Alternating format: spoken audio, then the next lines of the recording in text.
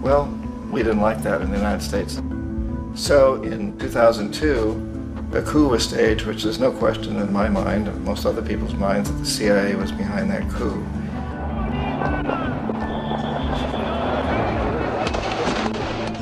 The way that that coup was fomented was very reflective of what Kermit Roosevelt had done in Iran, of paying people to go out into the streets, to riot, to protest, to say this Chavez is very unpopular.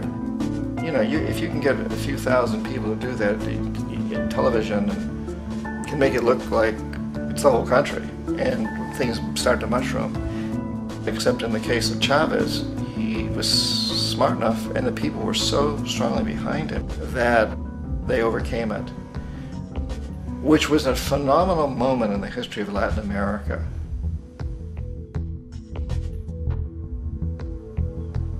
Iraq actually is a perfect example of the way the whole system works. So we economic hitmen are the first line of defense. We go in and we try to corrupt governments and get them to accept these huge loans, which we then use as leverage to basically own them.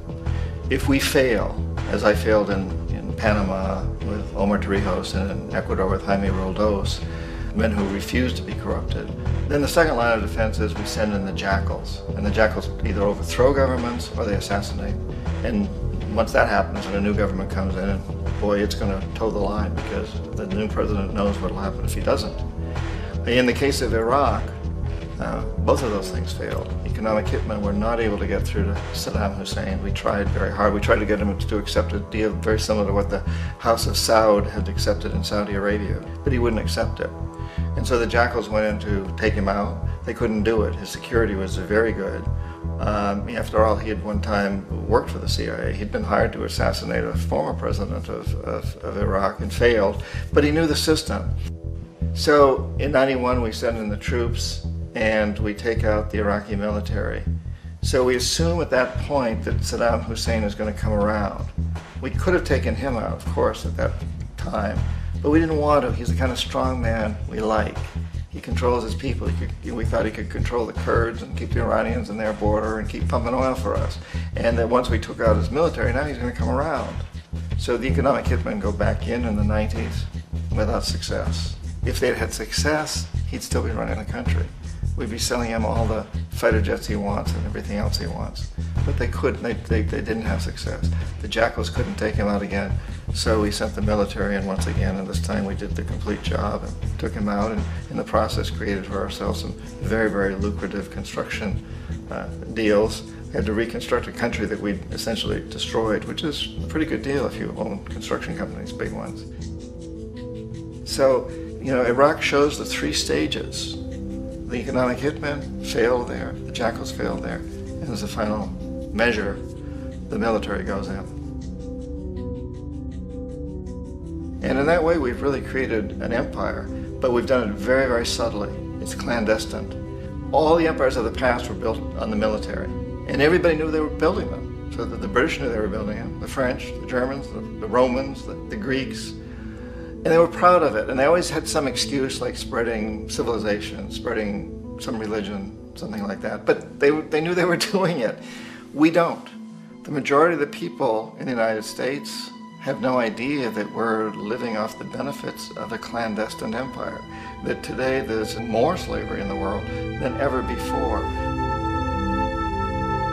And then you have to ask yourself, well, if it's an empire, then who's the emperor? Obviously, our presidents of the United States are not emperors. An emperor is someone who's not elected, doesn't serve a limited term, and doesn't report to anyone, essentially. So you can't classify our presidents that way. But we do have what I consider to be the equivalent of the emperor, and it's what I call the corporatocracy. The corporatocracy is this group of individuals who run our biggest corporations, and they really act as the emperor of this empire. They control our media, either through direct ownership or advertising. They control most of our politicians because they finance their campaigns, either through their corporations or through personal contributions that come out of the corporations. They're not elected, they don't serve a limited term, they don't report to anybody. And at the very top of the corporatocracy, you really can't tell whether a person's working for a private corporation or the government because they're always moving back and forth.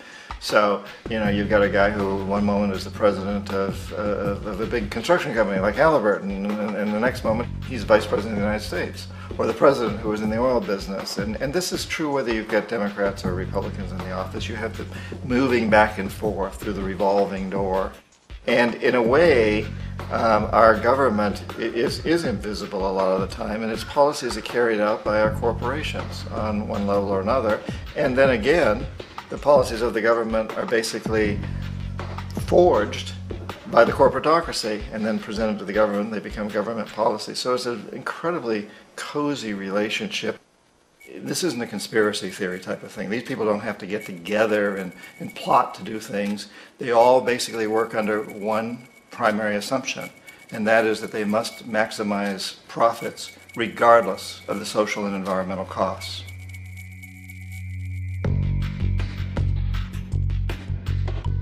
This process of manipulation by the corporatocracy through the use of debt, bribery, and political overthrow is called globalization. Just as the Federal Reserve keeps the American public in a position of indentured servitude through perpetual debt, inflation, and interest, the World Bank and IMF serve this role on a global scale. The basic scam is simple. Put a country in debt either by its own indiscretion or through corrupting the leader of that country, then impose conditionalities or structural adjustment policies, often consisting of the following. Currency devaluation. When the value of a currency drops, so does everything valued in it. This makes indigenous resources available to predator countries at a fraction of their worth. Large funding cuts for social programs. These usually include education and healthcare, compromising the well-being and integrity of the society, leaving the public vulnerable to exploitation. Privatization of state-owned enterprises. This means that socially important systems can be purchased and regulated by foreign corporations for profit. For example, in 1999, the World Bank insisted that the Bolivian government sell the public water system of its third largest city to a subsidy of the U.S. corporation Bechtel. As soon as this occurred, water bills for the already impoverished local residents skyrocketed. It wasn't until after a full-blown revolt by the people that the Bechtel contract was nullified. Then there is trade liberalization, or the opening up of the economy through removing any restrictions on foreign trade. This allows for a number of abusive economic manifestations, such as transnational corporations bringing in their own mass-produced products, undercutting the indigenous production and ruining local economies. An example is Jamaica, which, after accepting loans and conditionalities from the World Bank, lost its largest cash crop markets due to competition with Western imports. Today, countless farmers are out of work, for they are unable to compete with the large corporations. Another variation is the creation of numerous seemingly unnoticed, unregulated, inhumane sweatshop factories, which take advantage of the imposed economic hardship. Additionally, due to production deregulation, environmental destruction is perpetual, as a country's resources are often exploited by the indifferent corporations while outputting large amounts of deliberate pollution. The largest environmental lawsuit in the history of the world today is being brought on behalf of 30,000 Ecuadorian Amazonian people against Texaco, which is now owned by Chevron. So today it's against Chevron, but for activities conducted by Texaco. Estimated to be more than 18 times what the Exxon Valdez dumped into the coast of Alaska. In the case of Ecuador, it wasn't an accident.